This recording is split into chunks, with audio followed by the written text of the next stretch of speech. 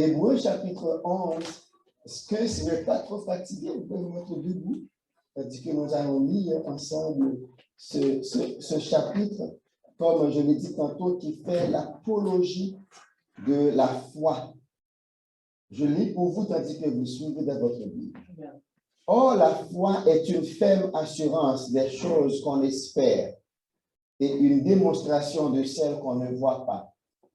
Pour l'avoir possédée, les anciens ont obtenu un témoignage favorable. C'est par la foi que nous reconnaissons que le monde a été formé par la parole de Dieu, en sorte que ce qu'on voit n'a pas été fait de choses visibles. C'est par la foi qu'Abel offrit à Dieu un sacrifice plus excellent que celui de Caïn. C'est par elle qu'il fut déclaré juste, Dieu approuvant ses offrandes. Et c'est par elle qu'il parle encore, quoique mort. C'est par la foi qu'Enoch fut enlevé pour qu'il ne vit point la mort et qu'il ne parut plus parce que Dieu l'avait enlevé. Car avant son enlèvement, il avait reçu le témoignage qu'il était agréable à Dieu. Or, sans la foi, il est impossible de lui être agréable. Car il faut que celui qui s'approche de Dieu croit que Dieu existe et qu'il est le rémunérateur de ceux qui le cherchent. C'est par la foi que Noé, divinement averti des choses qu'on ne voyait pas encore et saisi d'une crainte respectueuse, construisit une arche pour sauver sa famille. C'est par elle qu'il condamna le monde et devint héritier de la justice qui s'obtient par la foi. C'est par la foi qu'Abraham, lors de sa vocation, obéit et partit pour un lieu qu'il devait recevoir en héritage et qu'il partit sans savoir où il allait. C'est par la foi qu'il vint s'établir dans la terre promise comme dans une terre étrangère, habitant sous des tentes, et ainsi qu'Isaac et Jacob, les co-héritiers de la même promesse. Car il attendait la cité qui a de solides fondements, celle dont Dieu est l'architecte et le constructeur. C'est par la foi que Sarah elle-même, malgré son âge avancé, fut rendue capable d'avoir une postérité parce qu'elle crut à la fidélité de celui qui avait fait la promesse. C'est pourquoi d'un seul homme, déjà usé de corps, naquit une postérité nombreuse comme les étoiles du ciel, comme le sable qui est sur le bord de la mer et qu'on ne peut compter. C'est dans la foi qu'ils sont tous morts sans avoir obtenu les choses promises, mais ils les ont vus et salués de loin, reconnaissant qu'ils étaient étrangers et voyageurs sur la terre. Je m'arrête ici et je vous conseille de continuer le reste de la lecture parce qu'il y a une grande bénédiction. Mais on s'arrête ici, merci. Rassoyez-vous. C'est dans la foi qu'ils sont tous morts sans avoir obtenu les choses promises, mais ils les ont vus et salués de loin, reconnaissant qu'ils étaient étrangers et voyageurs sur terre. Venir à Christ, accepter Christ comme son sauveur, c'est une étape de la vie chrétienne dont l'objectif est de nous amener au ciel avec Christ. Mais avant d'arriver au ciel, il y a une partie à vivre sur terre. Et pour mener cette vie chrétienne sur terre, il y a de grandes vérités qu'il nous faut connaître et comprendre. C'est ce qui va garantir notre croissance dans la foi. L'apôtre Pierre, dans 1 Pierre 2, verset 2, désigne ces vérités comme du lait dont il faut se nourrir afin de grandir. Il dit, désirez avec ardeur comme des enfants nouvellement nés. Nous avons célébré ce matin l'anniversaire de Noémie et de Michaël. Ils sont nés l'année dernière. C'est sûr qu'ils ont bu beaucoup de lait pendant cette année. Ils ont bu le lait maternel et petit à petit, on les a transférés sur le lait qu'on peut acheter. Donc, Ces vérités que nous devons connaître, c'est comme ce genre de lait. Dans Jean 3, chapitre 5, Jésus dit à Nicodème, eh bien, en vérité, je te le dis, si un homme ne naît d'eau et d'esprit, il ne peut voir le royaume de Dieu. C'est ça une autre vérité. 1 Pierre 1, 23 nous dit, puisque vous avez été régénérés, non pas par une semence corruptible, mais par une semence incorruptible, par la parole vivante et permanente de Dieu. Pourquoi est-ce que je cite ces versets? Parce que les vrais croyants sont nés d'esprit, selon Jean 3, verset 5, et de la parole de Dieu. C'est par la parole de Dieu qu'on peut être né de nouveau. Donc, dans un premier temps, les croyants sont comparés à des enfants, mais aussi Dieu veut que ces enfants puissent, comment on doit, quand on a des enfants, si on regardait Michael et Noémie, on voyait 1 an, ils sont encore couchés, ils ne peuvent ni ramper ni marcher. Qu'est-ce qu'on dirait? Il y a un problème. Et c'est pareil pour nous. Les chrétiens évangéliques, il faut grandir aussi. Et pour grandir, eh bien, c'est la connaissance de la parole de Dieu. Donc, cette croissance, ce développement qu'il nous faut dans notre vie spirituelle, c'est possible seulement par la connaissance et l'assimilation des grandes vérités. Et la première des grandes vérités dont je vais vous parler ce matin, c'est la foi.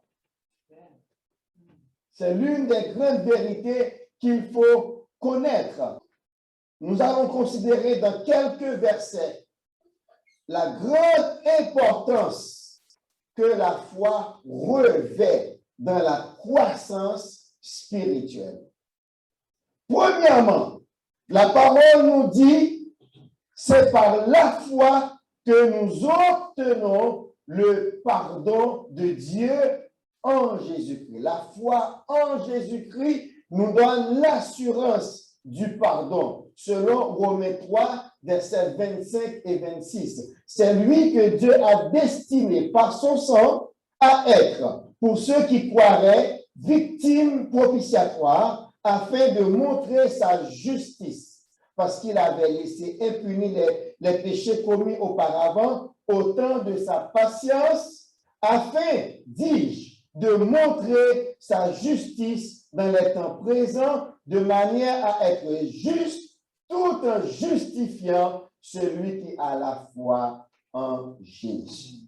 Donc, cela veut dire que les gens que Dieu va considérer comme en règle avec lui, ce sont ceux-là qui ont la foi. Mais regardons un deuxième verset, autre chose. Si nous avons la foi en Jésus-Christ, Dieu nous considère en règle avec lui. Mais qu'est-ce que ça veut dire? Être en règle. Être en règle, en général, signifie être conforme aux prescriptions légales. C'est ça, être en règle. Par exemple, si vous conduisez votre voiture, un policier vous arrête et il vous dit, montre-moi les cartes de la voiture. Donc, il faut votre licence, il faut la carte de l'assurance, il faut la carte de l'immatriculation.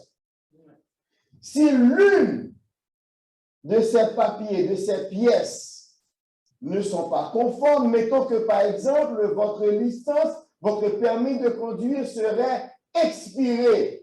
L'agent va vous coller un ticket parce que vous n'êtes pas en règle. Rien que ça. Mettons que votre papier d'immatriculation est expiré, vous n'avez pas payé, on va vous coller une contravention de $400. Je le sais, parce que j'y ai goûté.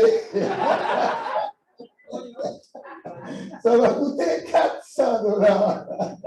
Parce que j'y ai goûté. On avait envoyé le papier, on l'a égaré, et puis c'est un agent qui nous a arrêtés. Il dit, qu'est-ce qu'on a fait, monsieur l'agent? votre papier, vous n'avez pas payé. On va le faire tout de suite. Mais quand même, $400 quand même à payer. Donc, c'est ça, être règle. Maintenant, comment être en règle avec Dieu?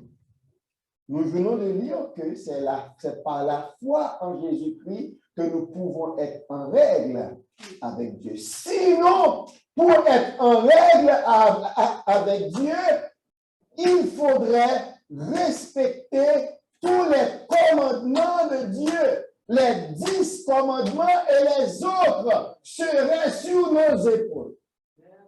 Or, regardez ce que Pierre a dit. En acte 15, Pierre a reconnu qu'aucun homme, même les Juifs, ne pouvait pas respecter tous les commandements de Dieu. Je vais lire pour vous dans Acte 15, verset 5, verset 7b et verset 10. Alors, quelques-uns du parti des pharisiens qui avaient cru se levèrent en disant qu'il fallait circoncire les païens et exiger l'observation de la loi de Moïse. 7b. Pierre se leva et leur dit, « Hommes, frères, verset 10, maintenant donc, pourquoi tentez-vous Dieu en mettant sur le cou des disciples un joug que ni nos pères, ni nous n'avons pu porter? » C'était pour eux d'ailleurs les lois et les commandements de Dieu. Mais est-ce que le peuple d'Israël avait pu supporter ça? Non. Ils ont tous échoué. Et maintenant que des païens acceptent Christ, à commencer par Corneille dans Acte 10, il y a des pharisiens qui se lèvent pour dire il faut exiger que ces païens-là soient circoncis et qu'ils observent la loi de Moïse. Mais Pierre dit, sois sérieux. Aucun de nous ne pouvait le faire. Mais pourquoi eux? Vous essayez de tenter Dieu. C'est en croyant en Jésus. Jésus-Christ est venu, il a respecté ses commandements pour nous. Il a mené la vie que Dieu voulait que chacun de nous menions et que nous ne pouvions pas. Vivre sans péché, accomplir tous les 10 commandements, marcher devant Dieu de manière pure. Personne ne pouvait le faire. C'est pour cela d'ailleurs que Dieu avait institué le système des sacrifices. À chaque fois que quelqu'un péchait, vous avez menti, un bélier ou un agneau. Vous avez commis l'adultère, un bélier ou un agneau. Vous avez volé, un bélier ou un agneau, et vous devez ajouter un 5e de ce que vous avez volé. Et il y a plein de choses. Allez dans Lévitique, vous allez voir tous les sacrifices qu'il fallait. Imaginer une femme qui a son indisposition, c'est comme ça qu'on le dit dans la Bible pour ne pas choquer personne. Eh bien, après votre purification, vous devriez offrir un sacrifice. Imaginez toutes les femmes qui, chaque mois, doivent trouver un agneau. Après avoir eu des enfants, il fallait se purifier et apporter dans le temple des béliers, des agneaux ou bien des tourterelles. Pour Jésus, Marie et Joseph étaient tellement pauvres qu'ils avaient apporté seulement 2 tourterelles pour les gens pauvres. C'est pour vous dire que sans effusion de sang, vous ne pouvez pas vous approcher de Dieu. Vous ne pouvez pas servir Dieu. Il fallait qu'un animal innocent soit tué pour couvrir votre péché. Est-ce qu'on allait avoir de l'argent pour payer pour tous ces péchés? Et de plus, il y a des sacrifices continuels. Chaque matin et chaque soir, on devait offrir un holocauste pour le peuple. matin et soir, chaque nouvelle lune, chaque nouvelle saison, chaque fête, il y avait où est-ce qu'on a trouvé de l'argent? Mais Jésus-Christ est venu, il a accompli tout ça et il a fait pour nous le grand pardon. Il a obtenu par son sang le pardon de tous les péchés. C'est pour cela que dans Hébreux 7, nous parle du sacrifice de Christ qui est supérieur à tous les sacrifices que l'on connaissait dans l'Ancien Testament. On nous a parlé de la prêtrise de Christ comme grand souverain sacrificateur. Il est le plus élevé que tous parce qu'il a payé le prix pour nous. C'est comme ça que nous pouvons venir chaque dimanche, on n'a qu'à s'habiller et on vient à la présence de Dieu sans avoir besoin d'apporter ni aïeul, ni bouc, ni taureau, ni rien. On vient avec notre cœur. Mais c'est en croyant en Jésus. Il faut croire en Jésus pour que ce que nous faisons ait de la valeur devant Dieu. Si on le fait sans Christ, ça n'a aucune valeur pour Dieu. Il faut le faire parce que vous êtes sauvés. Si vous chantez parce que vous avez besoin d'être sauvés, aucune chanson, aucun accord sur le piano, mes amis musiciens, maqueteurs, aucun coup de baguette ne peut vous sauver, aussi sublime qu'un accord puisse être, aussi belle qu'une voix puisse être. Pour que ça monte devant Dieu et que Dieu l'accepte, il faut le faire au nom de Jésus. C'est après avoir été sauvés par Jésus-Christ. Maintenant, ce que nous faisons, les dons, hein, même si vous donniez un sou, mais si vous le faites au nom de Jésus, ça a de la valeur devant Dieu. Dieu l'approuve. Vous le donnez par la foi. Maintenant, c'est quoi la foi? Troisièmement, parce que nous sommes en règle avec Dieu par la foi, cela nous met également en paix avec Dieu. Parce qu'on est justifié, eh bien, ça nous donne la paix avec Dieu, selon Romains 5, verset 1er. Étant donc justifiés par la foi, nous avons la paix avec Dieu par notre Seigneur Jésus-Christ. Quatrième importance de la foi. La foi, c'est la foi qui nous permet de posséder notre salut. Éphésiens 2, verset 8 nous dit, car c'est par la grâce que vous êtes sauvés, par quel moyen? Si vous n'avez pas la foi en Christ, le salut est là. C'est pour vous. Mais si vous n'avez pas la foi en Jésus-Christ, vous ne pouvez pas le posséder. Il y a une provision qui est faite. Mais là maintenant, tout le monde doit avoir la foi en Jésus-Christ pour recevoir le salut qui nous est donné par la grâce. Et cinquièmement, on vient de le lire. Vous pouvez faire toutes sortes de choses. Et apôtre Paul va nous le dire dans 1 Corinthiens 13. On peut donner tout ce qu'on possède. On peut même donner sa vie pour être brûlé. Mais si on n'a pas la foi, on ne pourra pas être agréable à Dieu. C'est seulement par la foi qu'on peut plaire. Voulez-vous plaire à Dieu? Commencez par croire en Jésus-Christ. Maintenant, il y a une question qui se pose. Donc, je vais lire pour vous dans Hébreux 11, verset 6. Or, sans la foi, il est impossible d'être agréable à Dieu. Pourquoi? Parce qu'il faut que celui qui s'approche de Dieu croit qu'il existe et qu'il rémunère ceux qui le cherchent. Moi, j'aime bien cette partie du verset. Vous savez, c'est quoi une rémunération? C'est quand vous travaillez c'est ce qu'on vous donne pour votre travail. C'est ça votre rémunération. Mais pour travailler avec Dieu, qu'est-ce qu'il faut faire? Chercher Dieu. Hein?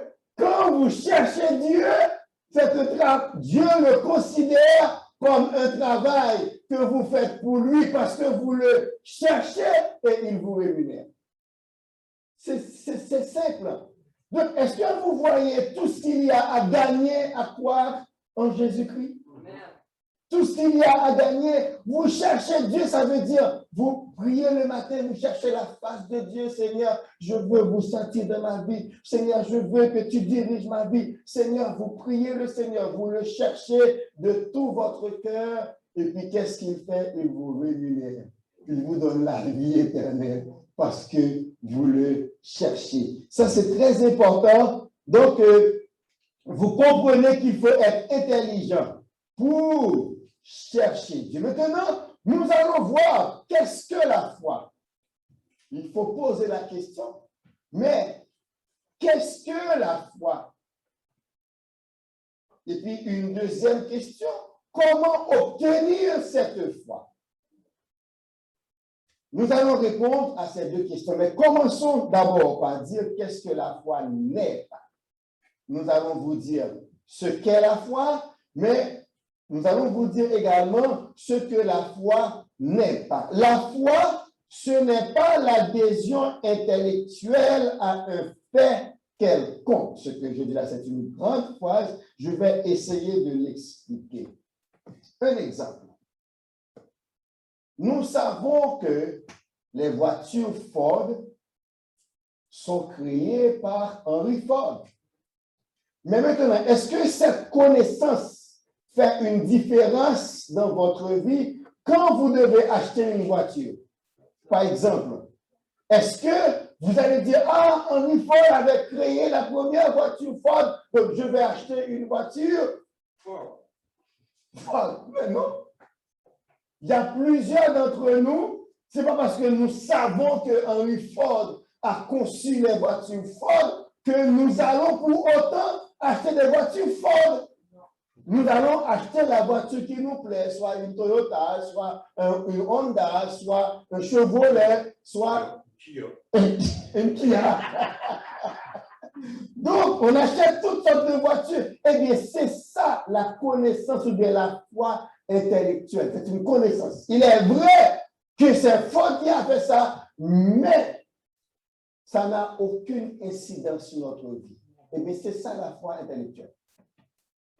Il y a beaucoup de gens qui croient en Dieu.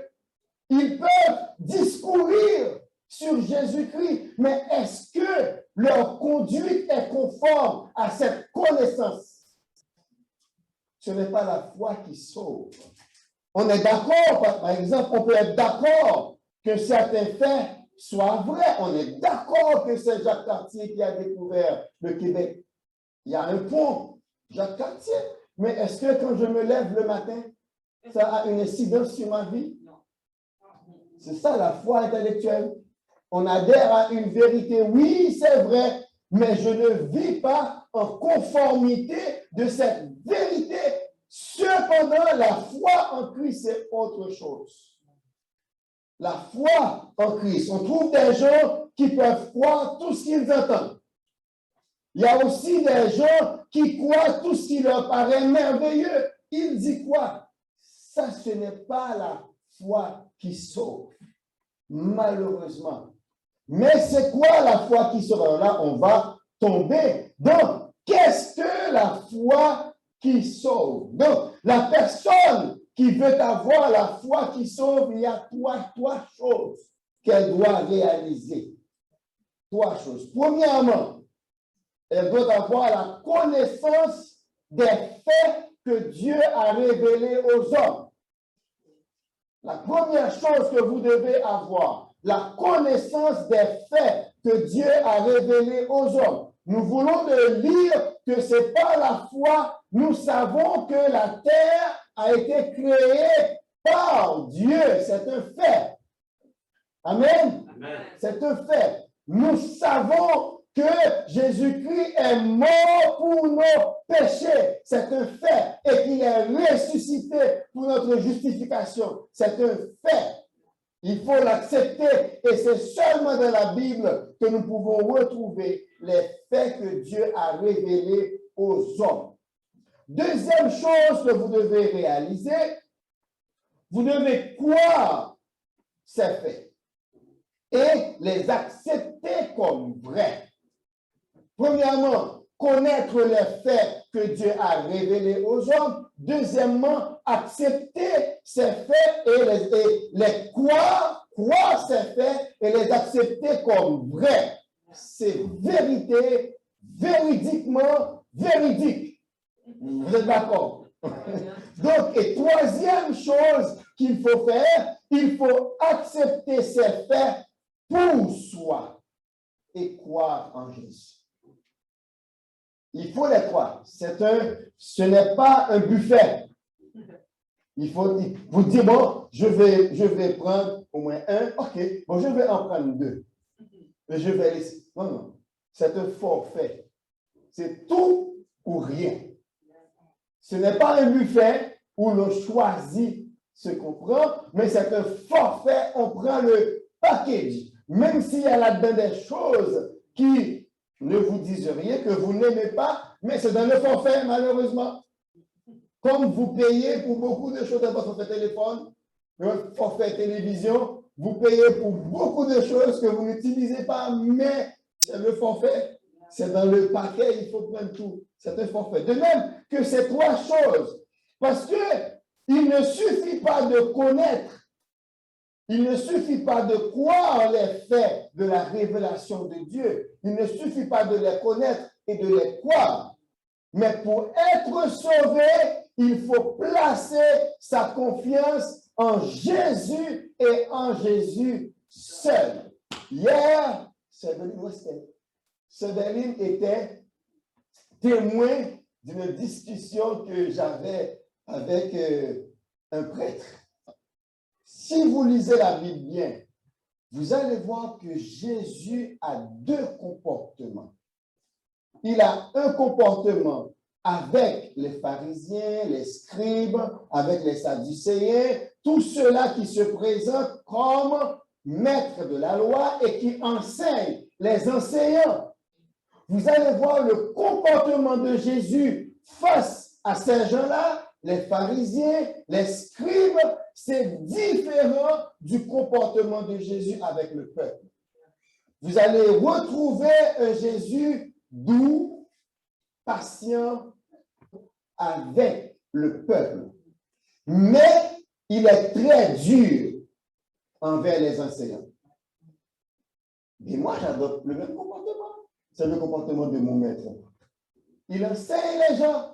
Il doit savoir ce qu'il faut pour être sauvé parce que c'est un prêtre qui enseigne les gens. Donc, si je ne lui dis pas les choses aussi tranchantes, eh bien, il va les enseigner. Je lui ai dit, regardez, vous pouvez croire en ce que vous faites, même Marie n'a jamais demandé aux gens de la vénérer. Marie sait très bien qu'il ne peut pas emmener, qu'elle peut emmener personne au ciel. Dans toute la Bible, et moi je lui ai déjà dit, à la croix, à qui est-ce que Jésus-Christ avait remis la vie de Marie? À Jean. Jean a écrit combien de livres dans la Bible?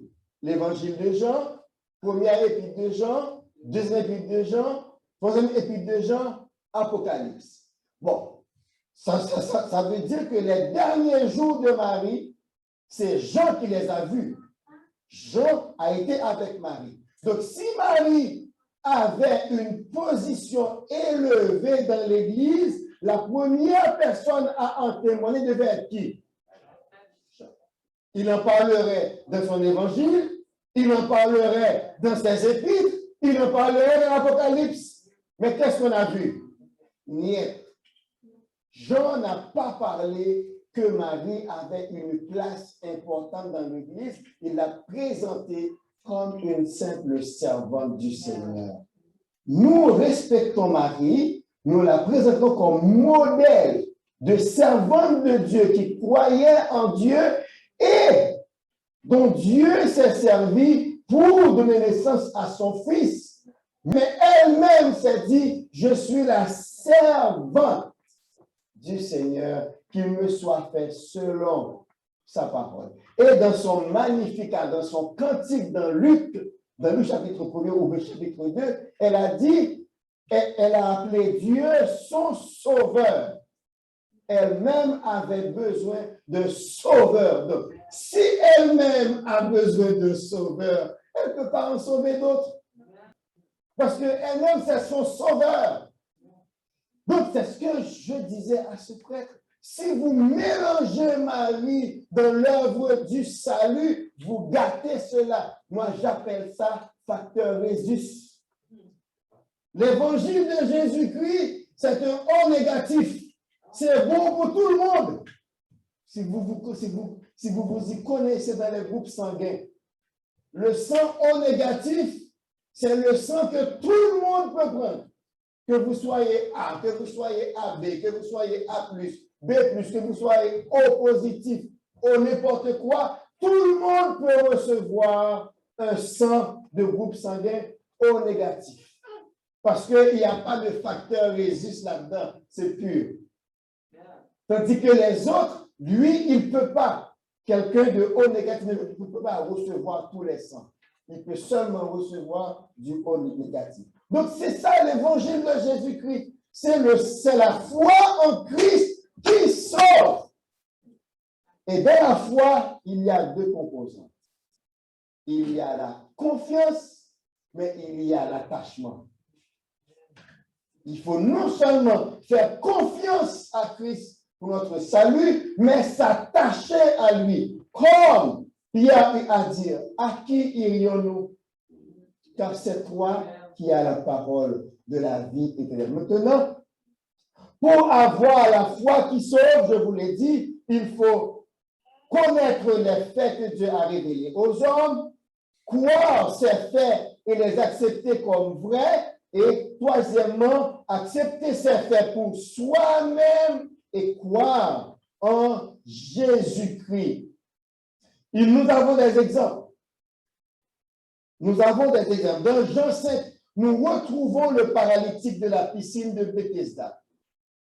Jésus l'a vu, ça fait 38 ans qu'il est là. Personne ne pouvait l'aider. D'ailleurs, quand Jésus lui a demandé, veux-tu être guéri? Qu'est-ce qu'il a répondu? Je n'ai personne. Parce que lui, son espoir, c'était que quelqu'un le jette dans la piscine quand l'eau est agitée et il avait la foi qu'il pouvait être guéri. Et Jésus lui a dit, bon, prends ton lit et marche. Mais après qu'il lui était guéri, c'est alors que les Juifs, au verset 10, au verset 8, Jésus lui a dit, lève-toi, prends ton lit et marche. Et lui-même, ayant confiance en Jésus, il a agi en conséquence. Qu'est-ce qu'il a fait? Selon l'ordre de Jésus, il a ramassé son lit et il s'est mis à marcher. Et il a été guéri. Mais au verset 8, on nous dit, les Juifs lui dirent, hé, qu'est-ce que tu fais là? C'est le sabbat. Tu n'as pas le droit de porter ton lit. Mais lui, il a répondu, moi, je ne sais pas. Ça fait 38 ans que je suis là. Celui qui m'a guéri m'a dit, prends ton lit et marche, et j'obéis. Et c'est ce à quoi Dieu s'attend de nous. Il dit une chose, on obéit. Advienne que pourra, quelles que soient les conséquences, moi je ne sais pas. Celui qui m'a guéri m'a dit, prends ton lit et marche, et je prends mon lit, et voici que je marche réellement. J'obéis. Et c'est ce que Dieu veut. Et c'est ça la foi qui sauve. Quand Dieu parle, quand Jésus parle, on obéit. Il y a Pierre aussi. Pierre dans la barque avec ses amis. Ses amis et lui voient quelqu'un qui vient vers eux sur la mer en marchant sur l'eau. Dans un premier temps, ils eurent peur et crièrent. Mais Jésus leur a dit, c'est moi, calmez-vous. Et Pierre a répondu, si c'est toi, ordonne que je vienne te trouver. Et Pierre a entendu, vient, qu'est-ce qu'il a fait? Il sort de la barque et il commence à marcher sur l'eau. Juste en obéissant à Jésus-Christ. C'est ce à quoi Dieu s'attend de nous. Que quand il parle, on obéit. Mais là, c'est ça. La foi qui sauve, c'est la foi en Jésus qui nous permet de faire confiance à Jésus, mais aussi de nous attacher à lui, advienne que pourra. Ça veut dire dans les bons comme dans les... Et d'ailleurs, avec Dieu, il n'y a jamais de mauvais jour. Est-ce que vous connaissez ce verset, Romains 8, 28? Romains 8, 28 qui dit comment? Toutes choses concourent au bien de ceux. Et hier, Michel avait posté sur Facebook cette phrase. Si vous ne pouvez pas voir le bien dans le mal qu'on vous a fait, vous ne pourrez pas pardonner. Il faut toujours voir du bien dans tout ce qui vous arrive. Parce que nous avons un Dieu qui contrôle tout. Toutes choses concourent au bien. Toutes choses. Un accident est là-dedans. Vous avez fait un accident, c'est dur. On va payer plus d'assurance. Mais assurément, Dieu est au contrôle. Il va envoyer de quoi payer. Je n'ai pas à injurier l'autre chauffeur. Que ce soit moi ou lui qui soit en tort, Seigneur, tu pouvais m'aider à épargner l'accident. C'est arrivé, je me confie en toi. Toutes choses concourent. Toutes choses. Même les pires événements qui vous font pleurer, eh bien, tout en pleurant, il faut vous garder de prononcer des paroles blasphématoires contre Dieu.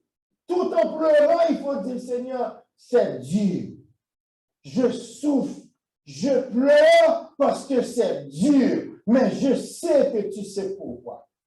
Je ne le sais pas maintenant, mais je sais qu'un jour, je saurai. Et probablement, ce jour-là, je te remercierai pour ce jour qui me fait pleurer aujourd'hui. Toutes choses concourent, même quand on ne le comprend pas. Et c'est ça la foi. Même quand on ne comprend pas.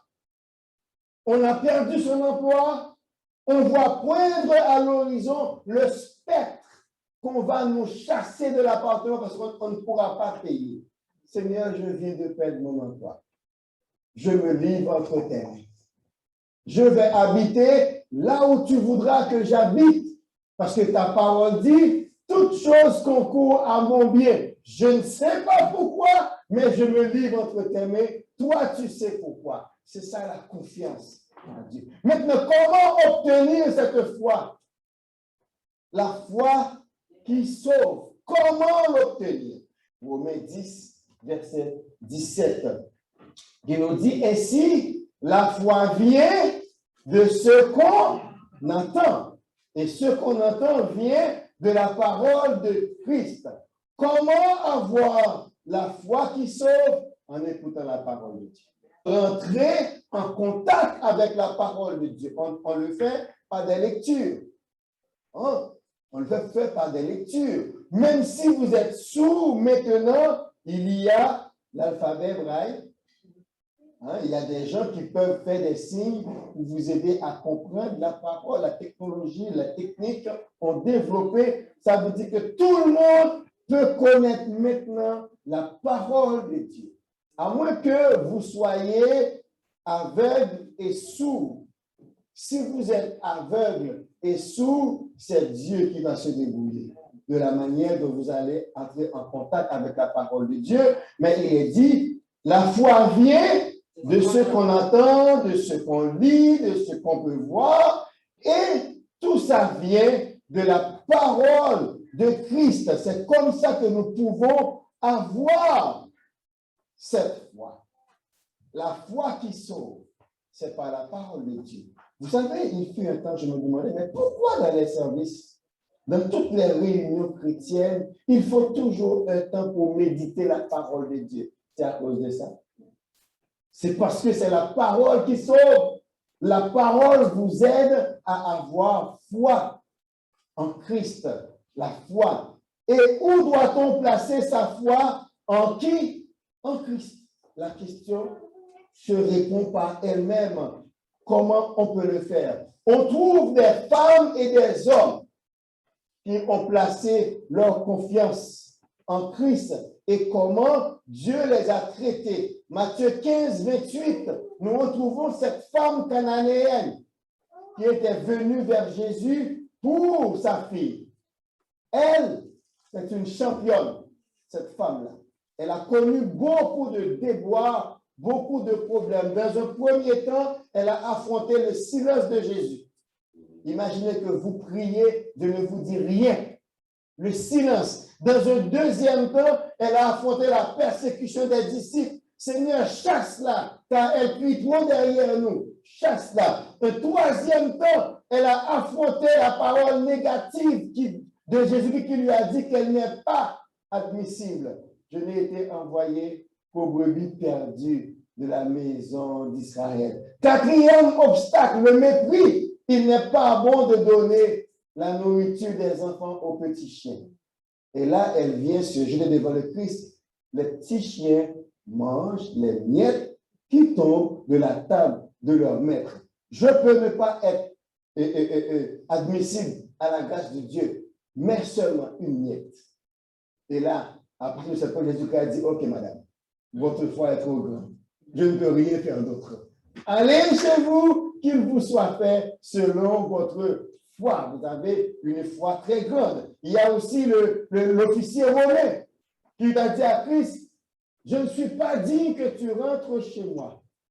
Mais là où tu as dit une parole, parce que moi, je commande à des hommes. J'ai des hommes qui me commandent, je commande à des hommes. Quand je leur dis, fais ceci, ils le font. Mais toi, tu es le maître des maîtres. Là où tu es, commande à la guérison d'aller trouver mon serviteur et il sera guéri. Jésus-Christ a dit, oh, même en Israël, je n'ai pas trouvé un juif qui ait une aussi grande foi. Dieu s'attend à ce que nous ayons une grande foi. Et dans Luc 7, 50, il y a encore cette femme à laquelle Jésus-Christ a dit, ta foi t'a sauvé, va en paix. Donc la foi est pour tout le monde. Hommes, femmes, enfants, jeunes, vieux.